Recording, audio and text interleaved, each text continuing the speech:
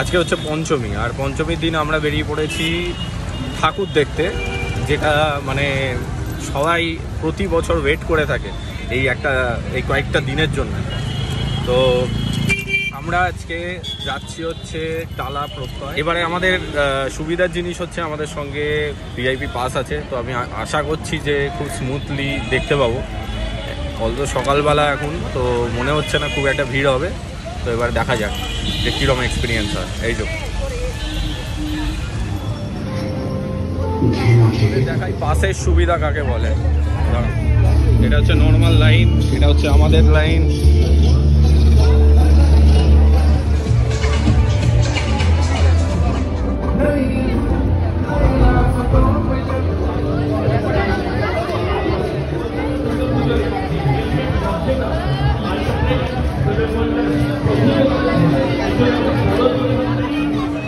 বেশ খানিক্ষণ দাঁড় করিয়ে ফের আমাদের লাইনটা ছাড়া হয়েছে। তো দেখি আর তোমাদেরকে দেখাই।